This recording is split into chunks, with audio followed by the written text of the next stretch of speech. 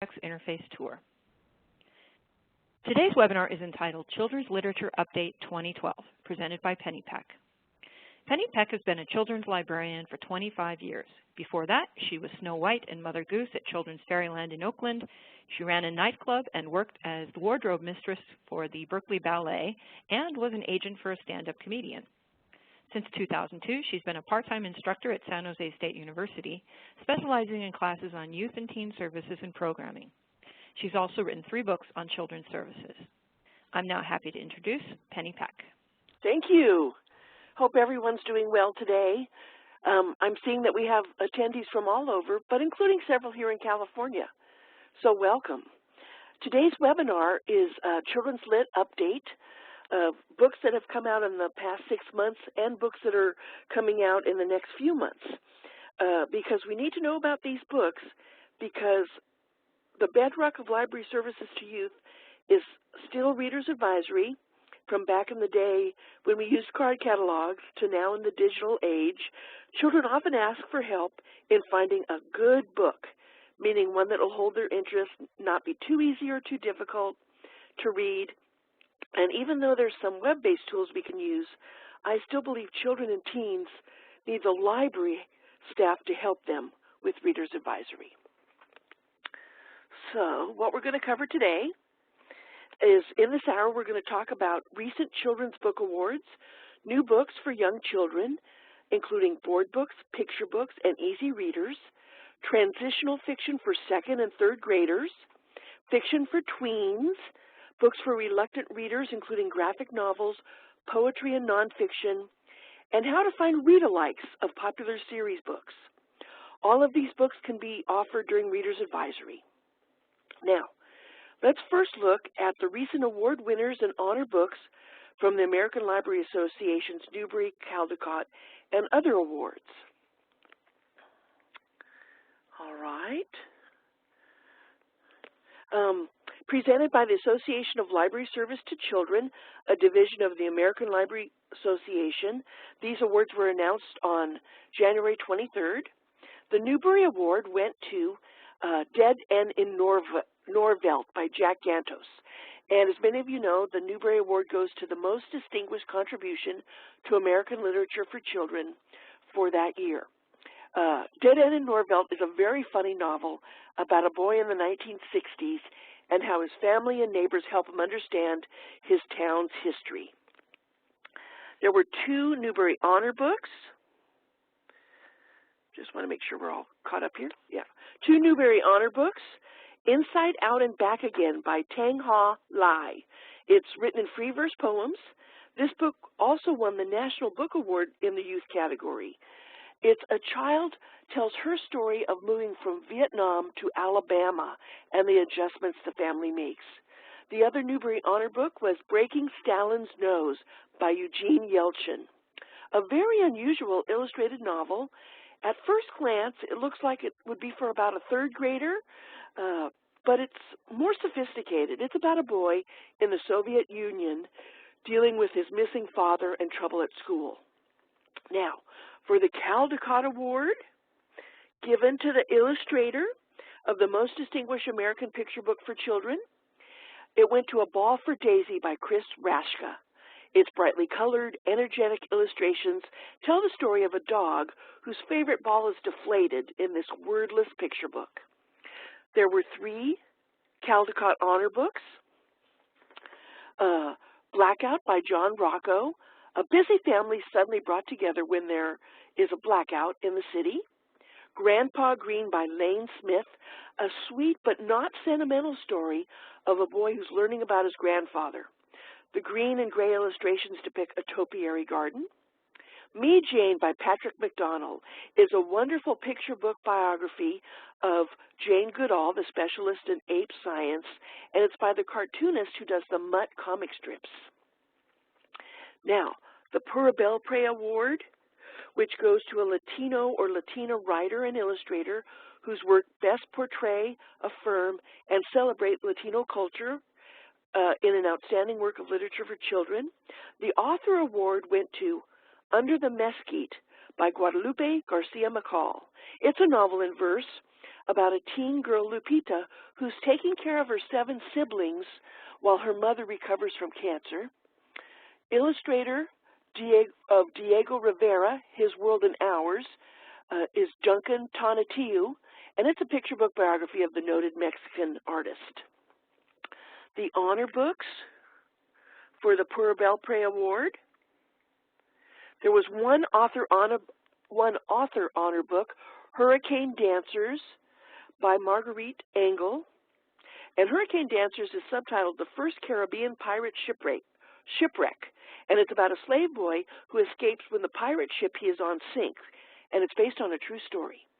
There were 3 illustrator honor recipients, and those included Maximilian and the Mystery of the Guardian Angel, a bilingual lucha libre thriller by Xavier Garza.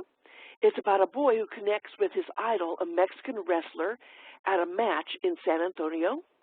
The Cazuela That the Farm Maiden Stirred by Samantha R. Vamos is illustrated by Rafael Lopez, has bright colors, and illustrates this cumulative tale about making rice pudding. And I've got a question. One person sees our cover art but has no sound, so our technical advisor will help them. There was one other honor illustrator, and it went to Marisol McDonald, Does It Match by Monica Brown, with illustrations by Sarah Palacios. It's a unique, multiracial girl celebrates her individuality. And Erica comments that she read the Cazuela and loved this picture book. And she also liked at the end of the book that there was a recipe for arroz con leche. Good point. There's actually kind of a fun subgroup of picture books that have recipes. And that's always fun to look for. Now, we're going to move on to another award, the Seibert. The Seibert goes to an informational book, or sometimes called nonfiction, the most distinguished informational book. And what's nice about the Seibert is they always give the award to both the author and illustrator. And the winner for this year was Balloons Over Broadway, a story about the Macy's Thanksgiving Day Parade. The subtitle of Balloons Over Broadway is The True Story of the Puppeteer of Macy's Parade. It's by Melissa Sweet, and it's a picture book that describes how puppeteer Tony Sarge invented the helium balloons for the Macy's Thanksgiving Day Parade.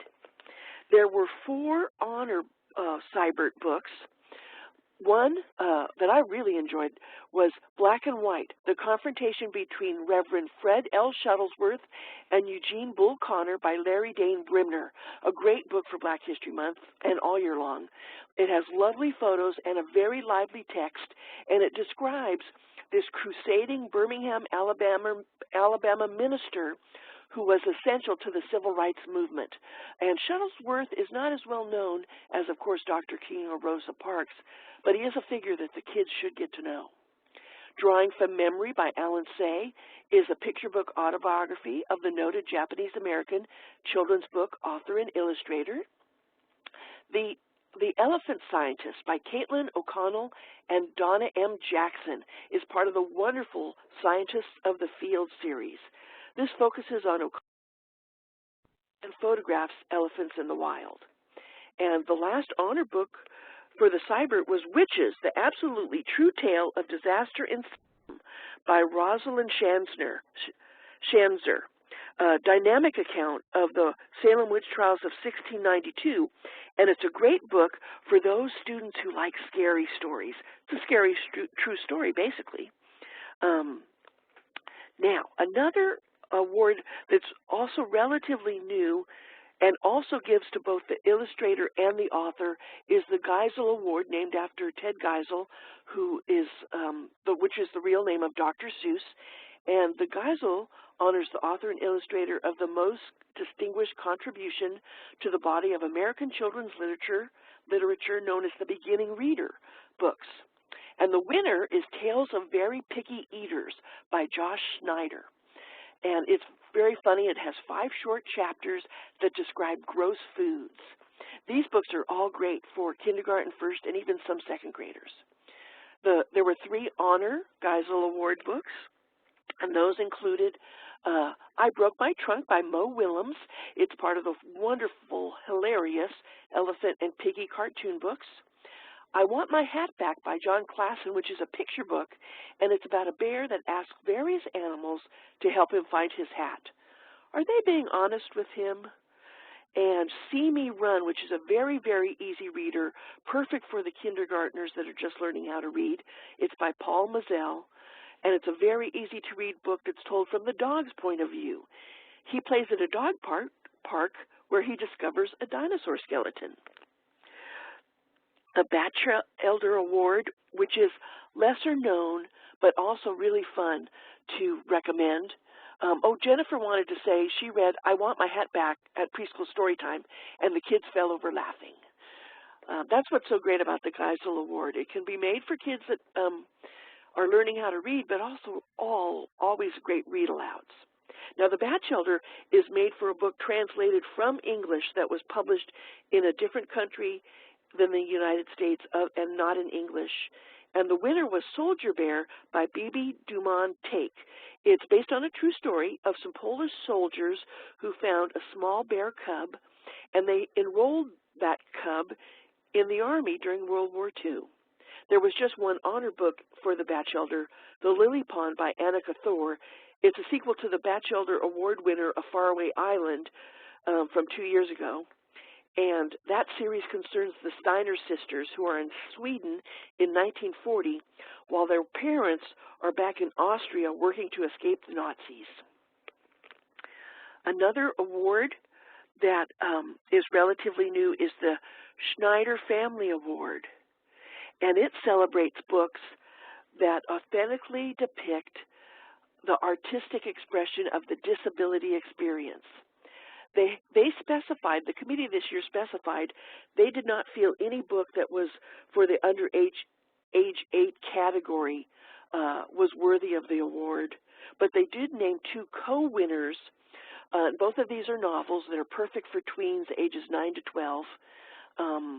The first one is Close to Famous by Joan Bauer, and it's about a girl named Foster who loves to bake, but she has a severe learning disability and she cannot read.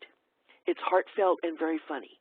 Wonderstruck by Brian Selznick is very similar in format to The Invention of Hugo Cabret, a book he wrote a few years ago that was the Caldecott winner and, of course, is the source of the current hit movie Hugo.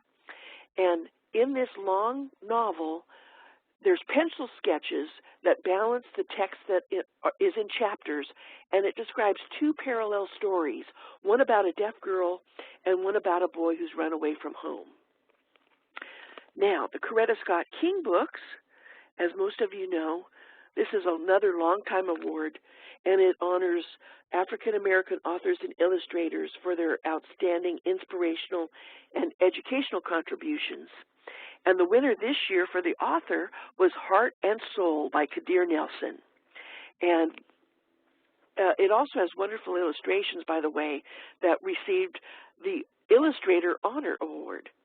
And Heart and Soul, and it's subtitled The Story of America and African Americans, has beautiful paintings and an emotional text that describe highlights from U.S. history, told from the African American perspective.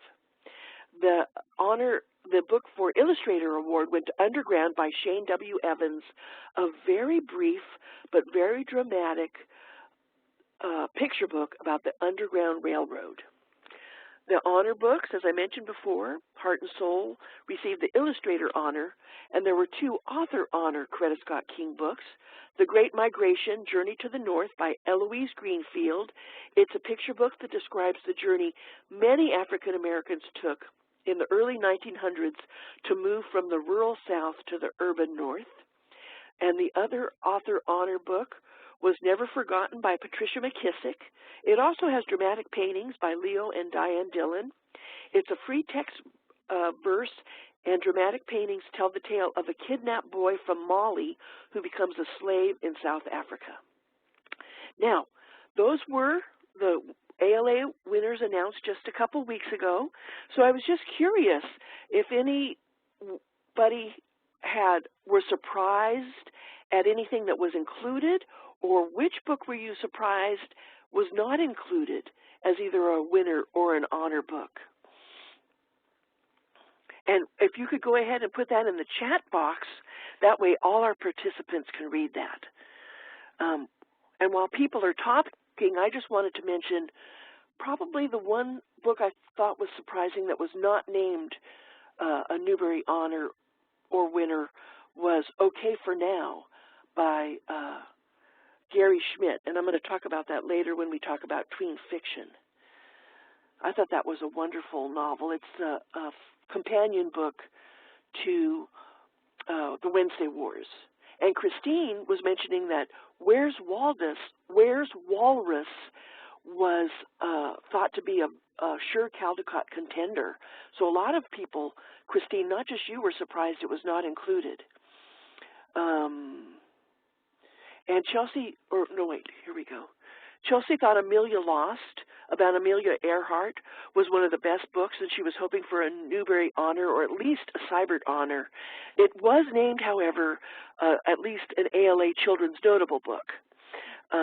Carol mentioned that Okay for Now was a surprise for her, too, and she liked it better than Dead End in Norveld, which were both about boys in the 1960s. And Armin was mentioning she thought Wonderstruck would get more recognition. I thought so, too. That was very award-worthy. Thanks. Those are all great thoughts. Now let's move on to the section on books for younger children. There are lots of new picture books put out, but I noticed on the bestseller list, many of those are new books that are parts of a series. And so I'm going to talk about some of the ones that are not part of a series. We're going to now look at new picture books for the youngest children, ages 0 to 6, and by starting off with the board books for babies and toddlers, ages 0 to 2. Let's see. Before I move on, Philip is mentioning Octopus Soup by Mercer Mayer, and somebody else is mentioning how much they love Sandra Boynton. Me too. Well, the best two board books I found were Press Here by Hervé Toulet. It's an amazingly creative board book. It's almost impossible to describe. It's one of those things you have to see for yourself. But what's great is it encourages children to shake the book, press the colored dots, and interact with the book in an original way. But it's not a pop-up book. It's not a tactile book that has like fuzzy parts or anything. You just have to give it a try. It's the way they put the dots on the page that make it creative. And then Hungry Hippo, Angry Duck by Sandra Boynton has her wonderful signature color cartoon, Animals, and it will help toddlers name their emotions. I just wanted to say that, unfortunately, a lot of the board books coming out are basically picture books that the publisher takes and makes into a board book, and they often do this by shrinking the pictures and abridging the text. And I don't think that usually works very well. So you might want to watch out for that. The other thing I wanted to mention about board books, which is actually true about easy readers as well, is there's really not enough cultural diversity. And there's an article in the recent Children's and Libraries about the lack of African-American characters in board books. And I think that's true of all ethnicities. So many board books really don't reflect the wonderful diversity of the children we want to read to. So that's kind of too bad. Now, let's move on to some fun picture book. Linda's mentioning that Press Here, she recently read it at story time and had 30 kids laughing. And Joy Shosta, she said Press Here is very beloved where she is in Berkeley, but the binding hasn't held up well. Well, I think that's pretty common with board books, but that is a good point. Karen Katz also does great board books and does reflect diversity in the little babies that she depicts in her board books. Great. Thank you for those comments. Now, about new picture books. Some of the really fun ones I've seen coming out. On the bestseller list, you'll see things like If You Give a Dog a Donut, which is the newest book by Lauren Numeroff, who started with his If You Give a Mouse a Cookie, or there'll be things like the newest Fancy Nancy book. There's a lot of sequels on the bestseller list of picture books. But so I wanted to point out the ones that were really original, that they're not part of a series. So the first one I want to point out is Mine by Shutta Crumb, and this is so fun because just the title is repeated over several illustrations, so this is perfect for babies and toddlers. And toddlers will totally relate to this tale about identifying one's possessions. Who Has These Feet by Laura Holbert. Listeners can identify the animals that are seen first just by their feet. This is a great book for story time, and the kids will call out and try to guess the different animals. And Light Up the Night, which Christine mentions that it goes very well with this summer reading program theme of Dream Big Read. Light Up the Night by Jean Reedy is a cumulative rhyme about a boy's blanket that turns into a rocket, a plane, a skateboard, and more. Two other books I really liked, two other picture books, excuse me, included Dot by Patricia Intriago, and like Press Here, it uses simple circles of color to show something in a very creative way.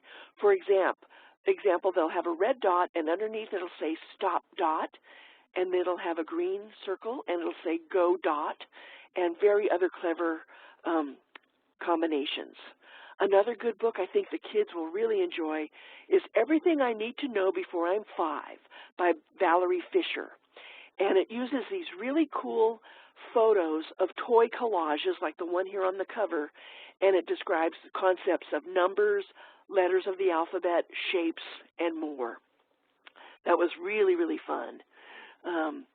Philip is mentioning that Zeal of Zebras was also a very cool book that he really liked. And then some folks are talking about if you give a dog a donut and whether it worked for them or not. And Chuck is mentioning that he was really surprised that William Joyce's Man in the Moon didn't get at least some serious Caldecott consideration. There's a William Joyce that's nominated for an Oscar, and I think it's the same William Joyce. So you might want to check that out. He's nominated, I think, for Best Short Subject.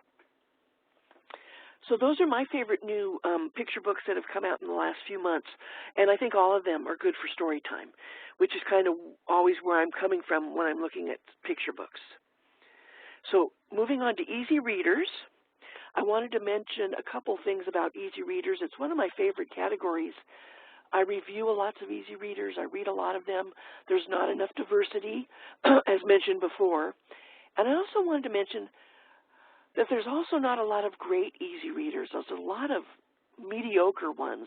And I think sometimes it makes more sense to buy multiple copies of the best new Easy Readers rather than one copy each of a lot of mediocre ones that the kids won't find memorable. They're almost like going back to the time of Dick and Jane, sort of really innocuous books, which is sad because there's a lot of great Easy Readers they can use as a model. So some of the new ones coming out, besides the Geisel Award that we mentioned earlier, and Robin's agreeing with me that Easy Readers are tough to find, thank you. But at least we have Elephant and Piggy by Mo Willems, and Happy Pig Day is the newest one, and it's really great. It's about Gerald the elephant is sad because he thinks Pig Day is just for pigs, which is too bad. Diane is mentioning she notices a lot of the Easy Readers are commercialized. Barbie, Thomas the Tank Engine. Yes, I'm going to mention those. But we all would agree that Elephant and Piggy, even to the adult who's reading it with the child, finds it very funny. And Carla's mentioning that National Pig Day is March 1st. Boy, Bird, and Dog by David McPhail is told in very spare language, and it has only 47 words, often repeated in this very amusing stories with his wonderful watercolor illustrations. So since many more kindergartners are having to learn how to read, this Boy, Bird, and Dog is perfect for that kindergarten age. And Linda is mentioning she even has adults who like the Mo Willems books and check them out. One other book I thought was really good for easy readers. It's The Size of a Picture Book, Beep and Baw by James Burke. But don't let the size fool you. I think it really will work as an easy reader because it has the colorful sequential artwork just like a comic book. Yet the story is very, very easy to read. So check out Beep and Baw.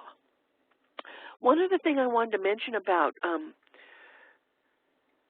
easy readers, if you're really looking, let's say you have a little extra money and you really want to beef up your easy reading collection, you might want to go to Simon & Schuster's Ready to Read books. And if we could, I think we should show you that website. I'm going to go to the web browser, and let's see. And I bookmarked that.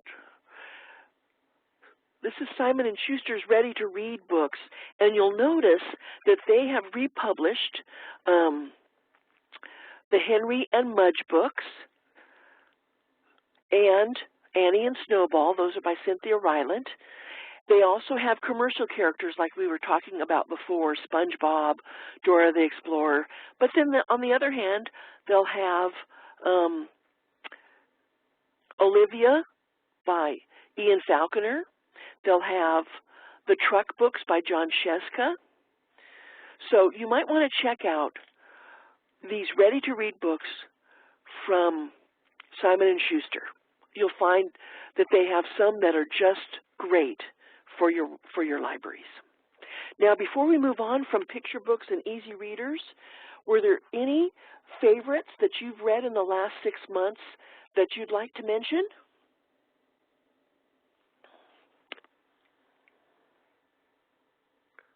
I think Elephant and Piggy is one many of us will find really are big hits.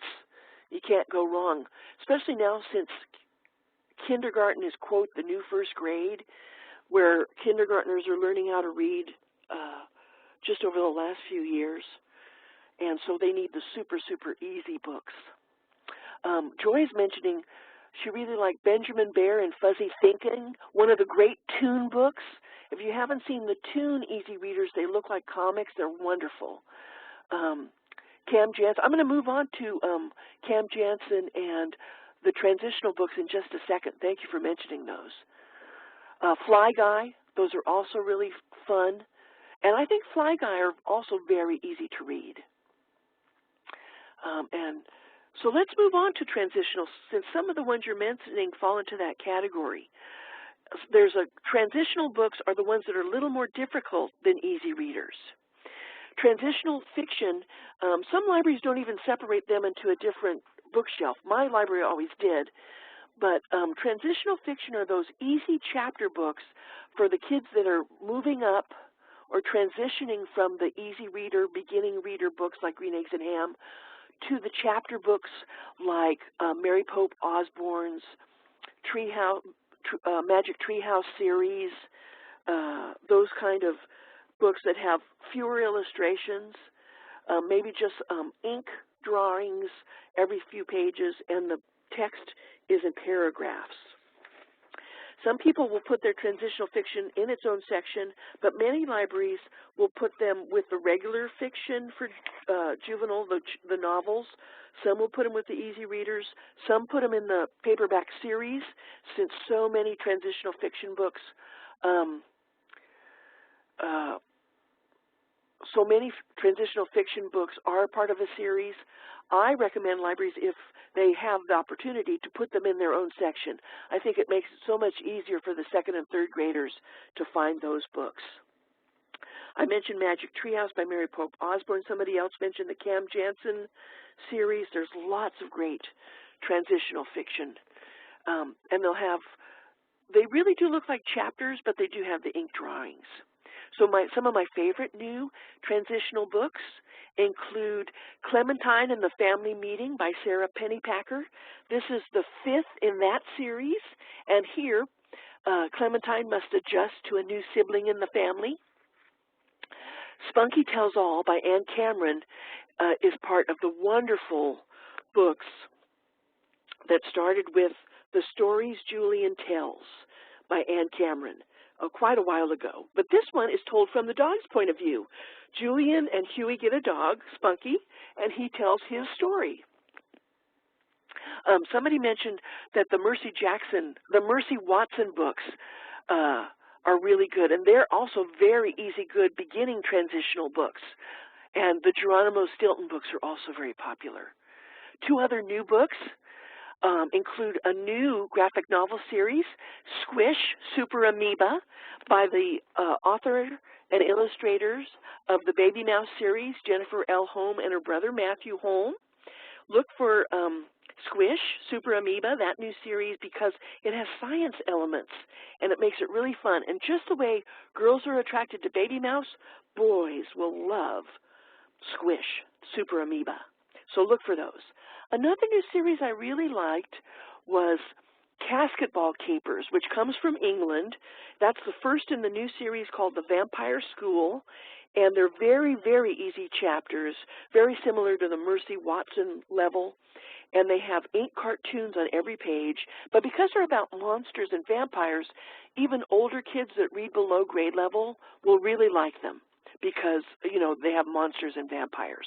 Some other folks are mentioning they really like the Stink books by Megan McDonald, and Stink, as many of you know, is the younger brother of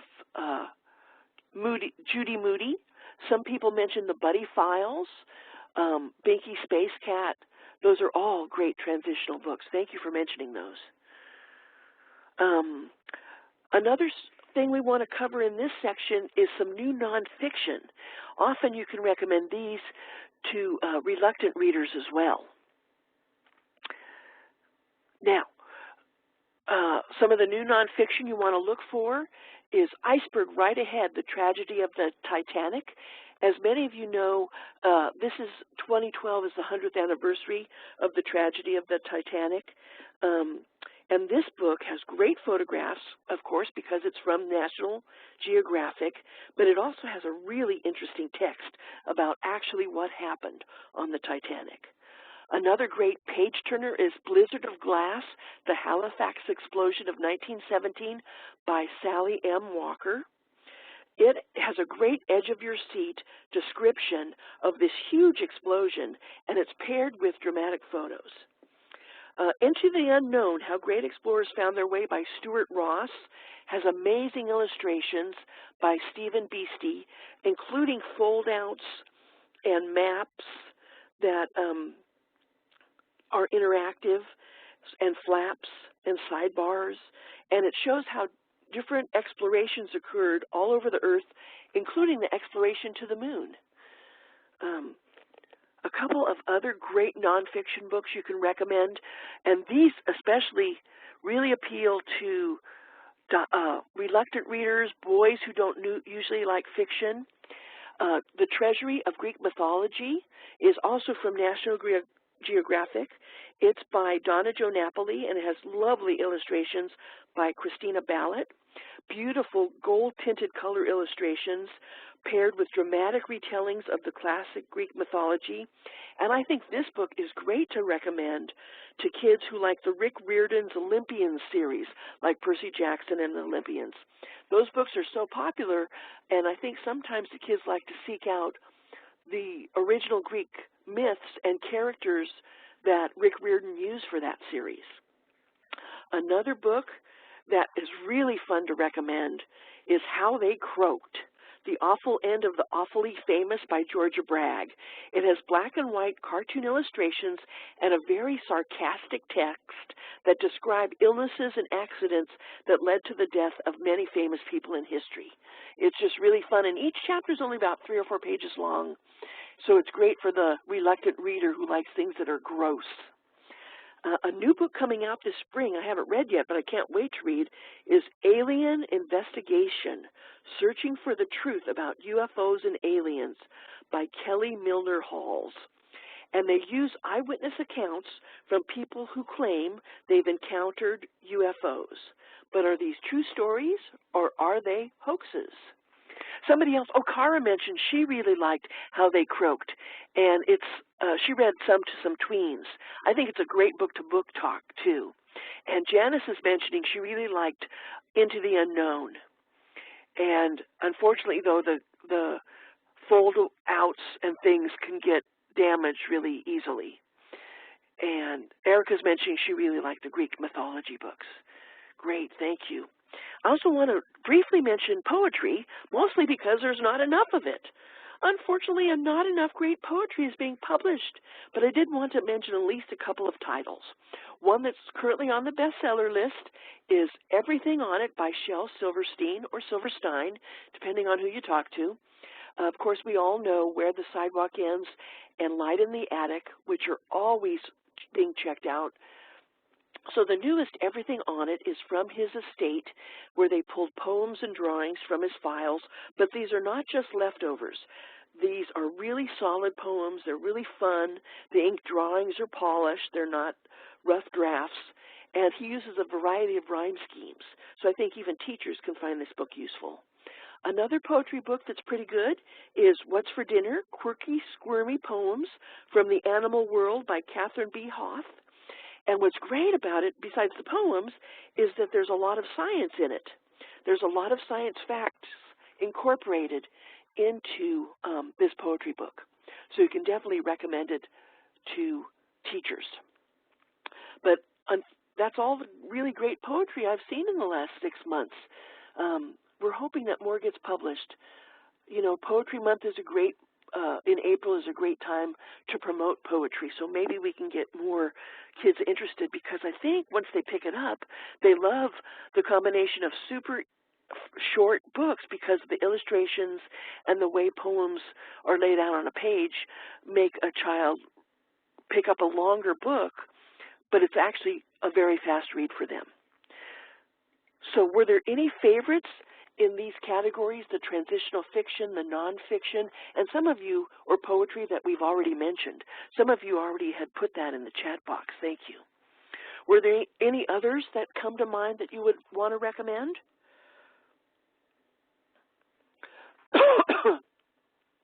I think the more poetry gets cut out of school because they have so much, they only have so much time and they have to spend so much of it on testing, poetry sometimes is the kind of thing that's one of the first things to go. And the less poetry they use in school, the less the kids will come and check it out of the library unless we book talk it and promote it. If you think of any transitional fiction or new nonfiction or poetry, feel free to type it in that chat box. But I want to move on to genre fiction for tweens. Tween genre fiction, all those great new novels coming out for ages 9 to 12 or even 8 to 12 or grades 4 to 8, that is a big bulk of what's coming out. And it's hard to keep up with all that because these are longer novels. So I want to talk about some of the new great ones coming out. And the genres we're going to cover in this next segment include fantasy, historical fiction, sports novels, humorous, science fiction, mystery, and adventure. And usually these novels are for kids that are independent, confident readers. Before we go on, I want to mention Carol's talking that poetry contests really help promote poetry, and they're a big event at some of her local schools. So some of the genres that tweens are really seeking out, and some of the new books they're seeking out, include fantasy. Lots of great new fantasy. Still part of that big wave of books that came out because Harry Potter was so popular and sold so well is This Dark Endeavor by Kenneth Oppel. It's a Frankenstein prequel. It's the first in a series, and it focuses on 16-year-old Victor Frankenstein, who embarks on a dangerous and uncertain quest to create the forbidden elixir of life to save his brother's life. Janice is mentioning, too, some poem books she really liked. Poems I Wrote When No One Was Looking by Alan Katz. So be sure to check the chat box here for some other suggestions. Liesel and Poe is another fantasy novel that's received great reviews. It's by Lauren Oliver. Liesel is locked in the attic by her stepmother, where she meets a ghost named Poe, and she also is friends with an alchemist's apprentice, Will, and the three of them, the two children and the ghost, join together to help each other. Some other new fantasy I really enjoyed include Wildwood by Colin Meloy, illustrated by his wife Carson Ellis. And some of you may know Colin Meloy is a rock musician with the Decemberists. But Wildwood I really enjoyed. It's a longer novel, but it's fast. It's about a girl named Prue whose baby brother is snatched by birds and taken to the impassable wilderness, a forest outside Portland, Oregon. She and her friend Curtis go there to retrieve the baby and meet up with a variety of creatures, including talking animals, and it has a Alice in Wonderland style. That's really fun. A new book coming out this spring that sounds really great is Oddfellows Orphanage by Emily Winfield Martin. And it's about a little girl who lives at an orphanage. Her name is Delia, and she has the condition to be an albino. And she's also mute. And in this unusual orphanage, she takes classes in fairy tale studies, and they take field trips where they meet monsters. So I think this will have a really wide appeal. Besides fantasy, of course, historical fiction is always popular. And some of the historical fiction that I know I've been recommending include Okay for Now by Gary D. Schmidt. We mentioned that earlier, that many of us were surprised this was not a Newbery contender, or at least an honor book. It's not a sequel, but a companion to The Wednesday Wars, which was a Newbery honor book. And it's about this boy, and it's set in the 60s. In fact, his older brother is fighting in the Vietnam War. It's really funny, although his father is real abusive. And I think it's really a truthful book. And it's funny, many people are noticing that the cover for Okay for Now has a lot of similarities with the cover for the Newbery winner by Jack Gantos, because both of them, the main character's head is covered up. So you can look for that. That's a great book to recommend. Okay for Now is great to recommend to middle schoolers. Joy is pointing out that Liesl and Poe is also a really great audiobook because it's narrated by Jim Dale, who recorded all the Harry Potter recorded books. Connie's mentioned she really loved Okay for Now. And then, let's see. Nama and the Ark at Night is a lullaby by Susan Cameron-Baroletti. That's a picture book with a poetic structure, and Diane is recommending that. I wanted to mention Sylvia and Aki. It's a little bit out of the ordinary. It's by Winifred Conkling, who's not a well-known author, but I really appreciate it because it's based on a true story, and it takes place in California about a Mexican-American girl who's denied entrance to a school in California based on her ethnicity. And she also has a friendship with a Japanese-American girl, Aki, who was relocated to an internment camp during World War II. I really appreciated this book. It was also pretty easy to read. Third graders and fourth graders could read this book.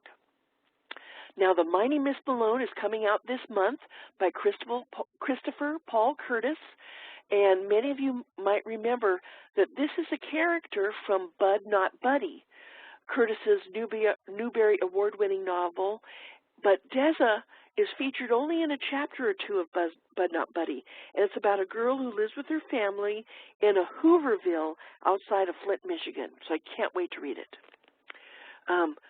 Humor is always a popular category with tweens, reluctant readers also, and boys.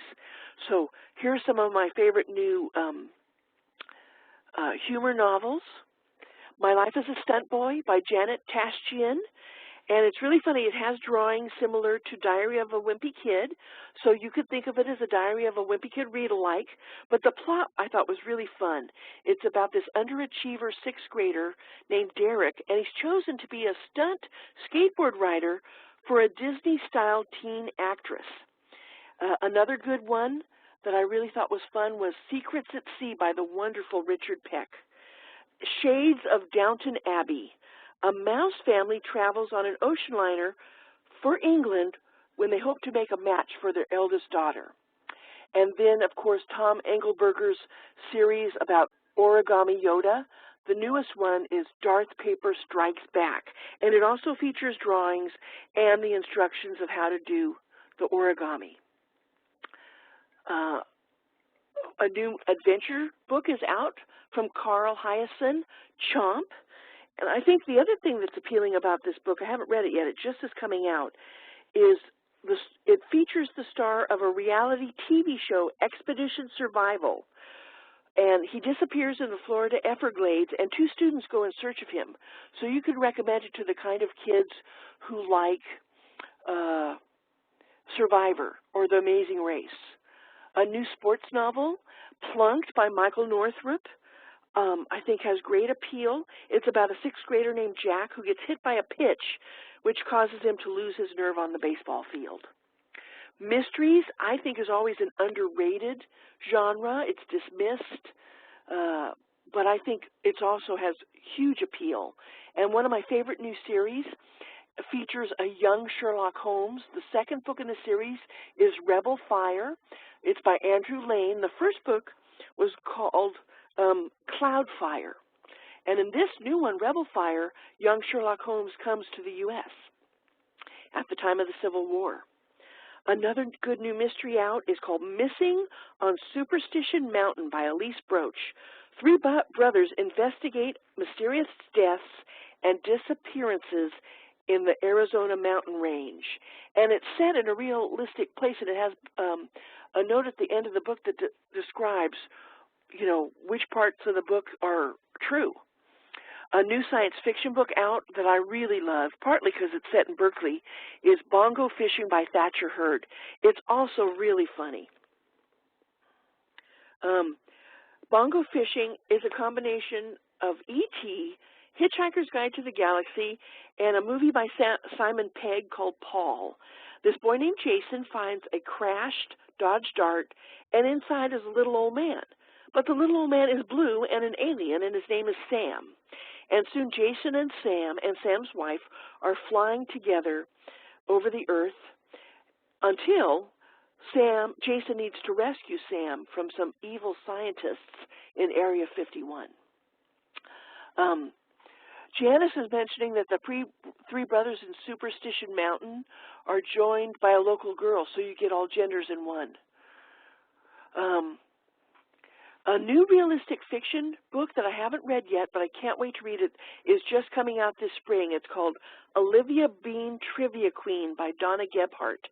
Olivia travels to Hollywood to appear on the TV game show Jeopardy and to try to reunite with her father who left the family 2 years earlier. Susan's mentioning she thinks Bongo Fishing is ripe for a sequel. That would be wonderful.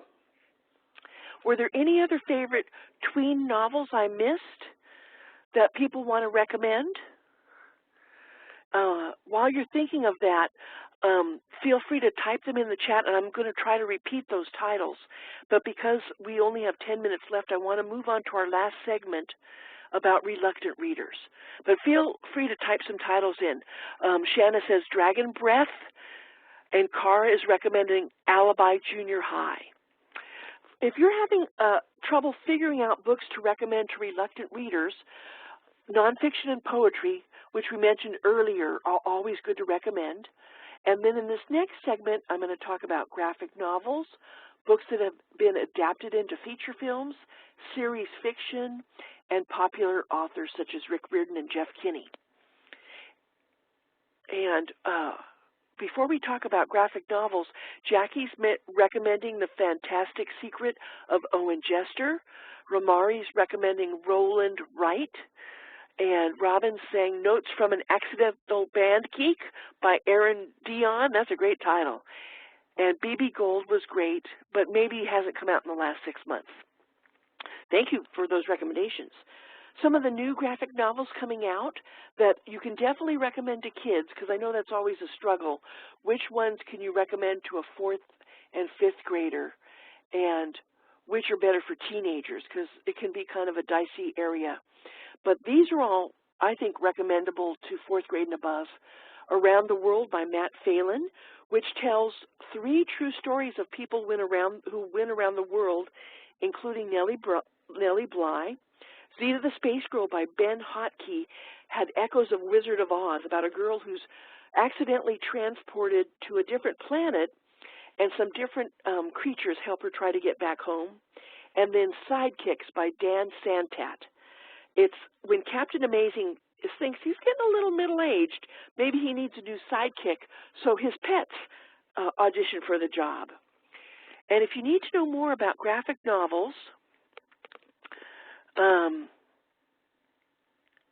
want to recommend and show you this website. Many of you might know this already. No Flying, No Tights has a special kids section, and we want to show you that. Since sometimes the biggest challenge you'll get from a parent is when you've recommended a graphic novel to their 4th or 5th grader that they felt was inappropriate. Too much nudity, swearing, violence. And No Flying, No Tights, if they put it in their kids' area, in my experience, I think they're relatively conservative. If they put it in your kids' area, I think you can definitely recommend it to a 4th grader. And you can see here that they have a long list. This is just the very beginning. So you might want to bookmark this site if you do a lot of reader's advisory regarding kids and graphic novels, so you'll know which ones are right for them. Okay. Then books that have been turned into feature films that are either in the theaters now or recently have come out on DVD. Sometimes if it's playing on HBO, then you'll find kids are starting to ask for the books. Harry Potter's last movie, Harry Potter and the Deathly Hallows Part 2 by J.K. Rowling. The Legends of the Guardians, The Owls of Ga'Hoole by Catherine Lasky. That's the one about the owls. That was a movie that came out and was a surprise. They thought it was a surprise hit because it sort of flew under the radar, pardon the pun, for a while. Somebody else, Erica's mentioning she really thought that The Legends of the Guardians was a really good movie. And Car's mentioning that Dan Gutman's second grade Genius Files books are really good. The Chronicles of Narnia series of movies based on the C.S. Lewis books, they seem to put out a new one every other year. Last summer, they put out a movie called Ramona and Beezus, based on the Beezus and Ramona book by Beverly Cleary. That was a big hit, and it should be coming out. I think it's out on DVD now. I Am Number 4, based on the books by Pittacus Lore. I think that was a great tween movie and a book to recommend. I think the movie had Taylor Lautner from the Twilight series. Many of you might have heard of the Mr. Popper's Penguins movie because it starred Jim Carrey. And that, I think, is out on DVD right now. Incarceron is based on a book by Catherine Fisher. Susan, meanwhile, is mentioning that the new Ariadne movie is coming out. It actually is coming out February 17th, and it's based on Mary Norton's The Borrowers. So that's one you can look for. And some folks are mentioning they're losing the audio. But I wanted to continue that Hugo, of course, is nominated for 11 Academy Awards. It's The Invention of Hugo Cabret by Brian Selznick was the source. War Horse, which is a Steven Spielberg movie for older children because of the violence, but it's an authentic World War I experience movie. And War Horse is also a Broadway show that's a big hit, and it's based on a book by Michael Morpurgo. And then I also want to mention that Hunger Games is coming out as a movie March 23rd, based on the book by Suzanne Collins. And many librarians are noticing that the movie is getting so much buzz that adults are starting to check out Hunger Games in a big way. So you can look for those. These are all great to recommend to reluctant readers. Other books to recommend to reluctant tween readers are any books by Rick Riordan. They're so popular with their peers that kids will give a try to the Rick Riordan books, even though they're not easy to read. They're somewhat sophisticated, which is wonderful because it does really involve the kids. There's a lot of great characters, action. The Red Pyramid is one in the Percy Jackson was his first, and The Lost Heroes, another one. And his books, Rick Riordan includes the Kane Chronicles and Heroes of Olympia series. And of course, Diary of a Wimpy Kid is a huge hit. If you're looking to find read-alikes, I want to show you just a few while we have a few minutes left. One is Book Adventure, is a great website that you can show to kids, and once you've shown it to kids, they can use it themselves. Now, the Book Adventure Bookfinder website is sponsored by Sylvan Learning, but you do not have to pay for it, and you do not have to log in. And it's a great way to help a student find a book. Let's say I'm a 5th grader, and I'm a girl. I want a book on my grade level, a novel, a fiction book that has girls and that are funny, okay? And it's going to give me a list of books. And let me just increase that just a little. So these are some of the books they recommend. They recommend the Ramona series. As you go on the list, they recommend Matilda by Roald Dahl. So it's really an easy website to use. Another one I think that's really easy, definitely very easy to use for read-alikes is from the Association of Children's Librarians of Northern California, and I write the content on this particular part of the website. And you can see that once we get a request for a read-alike list, we'll put up one. This one is for A Wrinkle in Time, in part because it's celebrating its 50th anniversary. So these are all great read-alike lists. Diary of a Wimpy Kid is probably the one that gets looked at the most because it's such a huge popular book, a bestseller, and it appeals to kids even in 3rd grade up through 7th grade, I feel. So look for those read-alikes. And then, besides those 2 websites I recommended, on your handout, there's lots of other websites, including the ALA one for the books that won awards that we covered in the first 15 minutes, or the bestsellers list if you're not sure what's being sold. I wanted to mention a couple folks are noticing that the Fablehaven series is being really popular, the Ranger's Apprentice series, and the Young Samurai series. Thanks, Erica, for mentioning those. And that Tiffany Pope's noticing lots of big fans of Diary of a Wimpy Kid. So look at your handouts for other websites we didn't have time to show you. And we have time for questions, but I want to mention that definitely if you have any questions, email me and I can email you back. Email me if you want a list of read-alikes about any particular type of book, or if you have questions just in general, because we've gone through really fast and furious lots of titles of books that have come out in the last month, 6 months, or that are coming out in the next few months. So check